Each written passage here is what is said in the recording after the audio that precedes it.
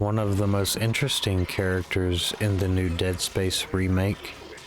When we run across him, he was seemingly psychotic and genocidal, and on a mission to spread the necromorph infection across the ship. As he seen it, was the next stage of the human race. Because of its ability to reanimate necrotic flesh, to him, this was life after death. Today, we are going to take a closer look at the villainous nature of Dr. Chalice Mercer. And beyond this point, there will be spoilers, so you have been warned. Don't you want to be reunited with the people you lost? Shipwide transmission override. Isaac Clarke. Just a trick. Isaac. Isaac. Make us one.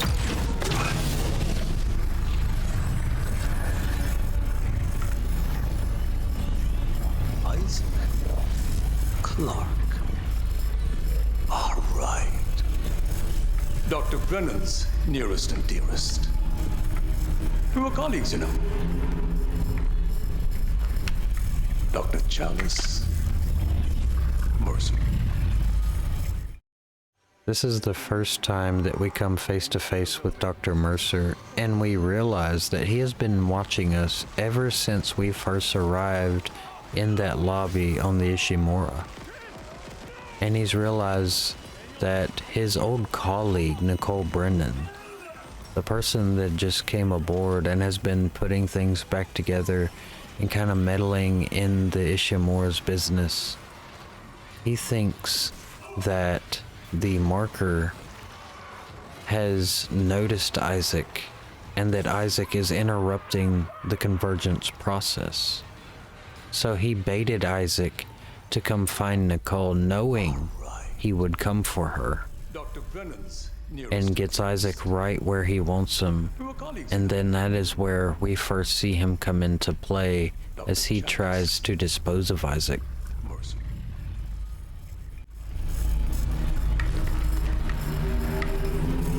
Are you the reason the marker won't begin? That's it. Convergence is installed. She's meddling. How is the question? But even if I was to ask, I suspect you're not the talkative type. And I haven't fully explored the cause of death as that missing factor.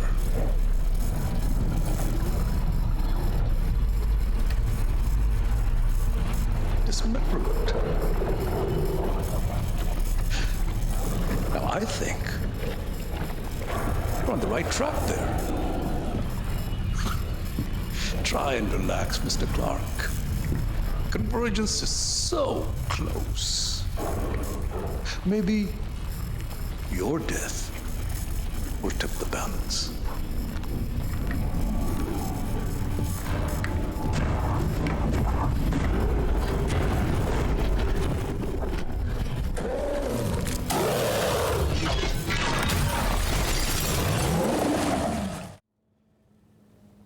This scene tells us a great deal about Dr. Mercer.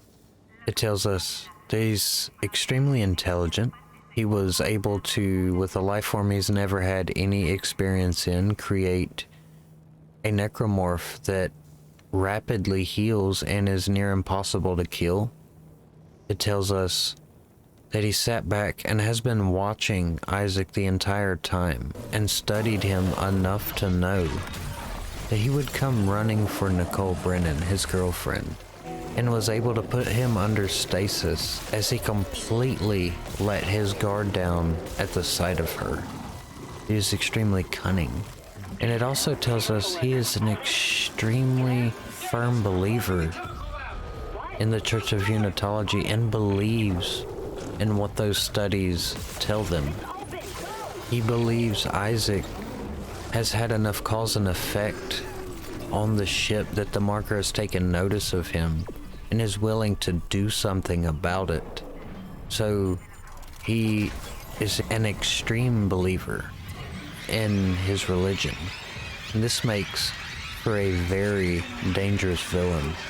A villain that believes what he is doing is the right thing to do. It's the most dangerous villain you can have.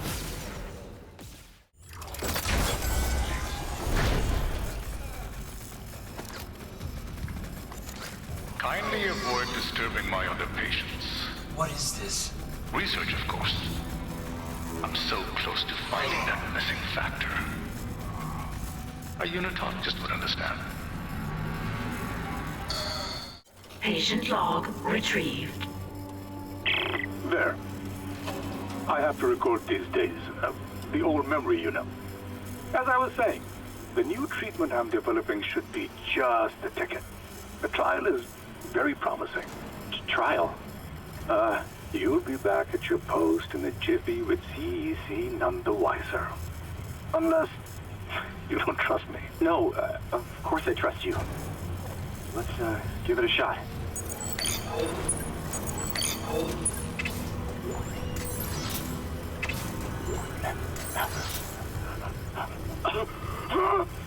Volunteer 9 is a young male. Testing my new tissue regeneration formula. Clearance I confirmed. expect death within the hour, but the changes to the vascular system are very promising. One moment for the cleanup. For the last time, get a trauma team in here. Yes, I called 3 times. My patient is crashing. Get off your smoke break and help me. As we investigate further into the Ishimura of the events that happened prior to us getting aboard the ship, we find out he was deeply involved with the spread of the necromorph infection, and he was experimenting, trying to help it evolve, trying to speed it up, make it go faster. He truly believes in what he's doing, and he's willing to sacrifice people to do it. I have never shown you anything but courtesy to Dr. Brennan. Can you say the same thing? I can say I'm not a fucking murderer. Speaking of courtesy, do I have you to thank for fixing the Ishimura's engines?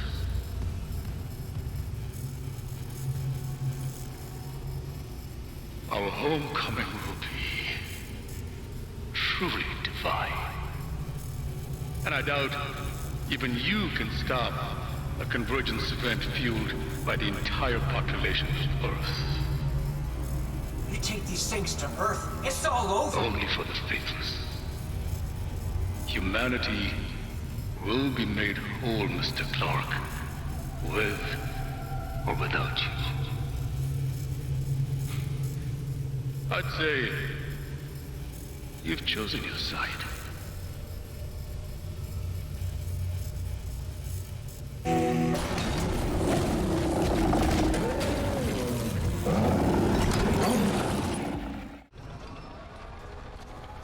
With his intelligence at creating necromorphs that are near impossible to kill, and his ambitions and determination, he had his sights set on Earth, and had it not been for Isaac Clarke, he very well may have accomplished this goal, and may almost have wiped out humankind as a species.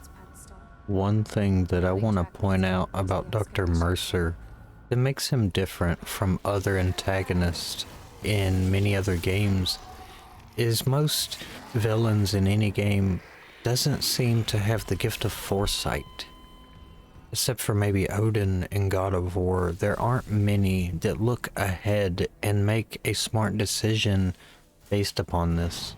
His ability to take a look at Isaac Clarke and gamble with using him not as an ally, but an unassuming resource that will help him achieve his goals after sitting back and watching Isaac Clarke and his movements around the Ishimura to look ahead to see what he could use out of this situation, as his resources were running very low after the crew of the Ishimura was decimated.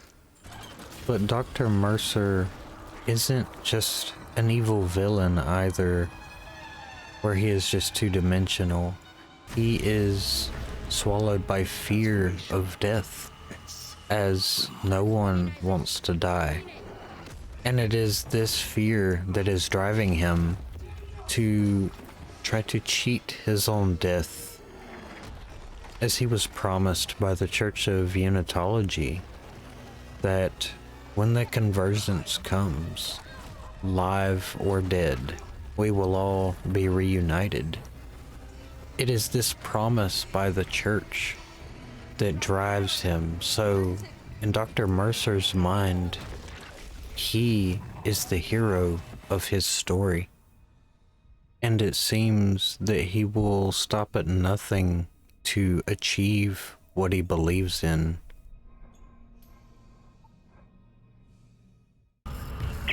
Isaac, Nicole's broadcast. It was a trick by a fucking unitologist.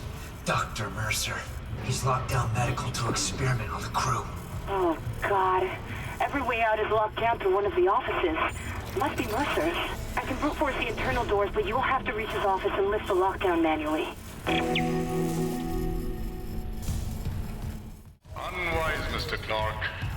My hunter may regenerate, Confirmed. but he takes an attack like that personally.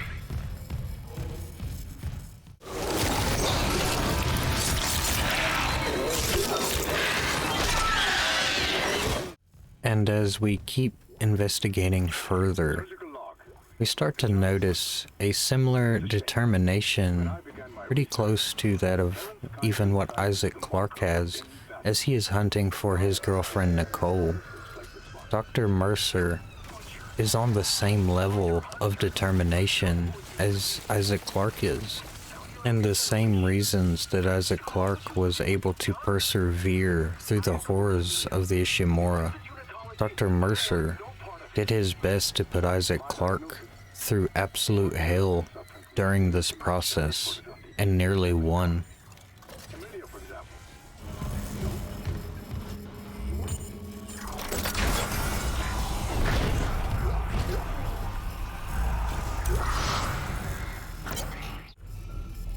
Warning.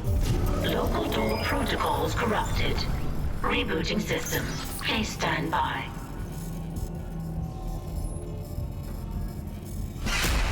Who's there? Oh, God! Hold on. I can help you. Not me. Save hydroponics. We're all dying. Air's poison. But there's still time. Her enzyme will work if... She just needs liquid nitrogen. Save us!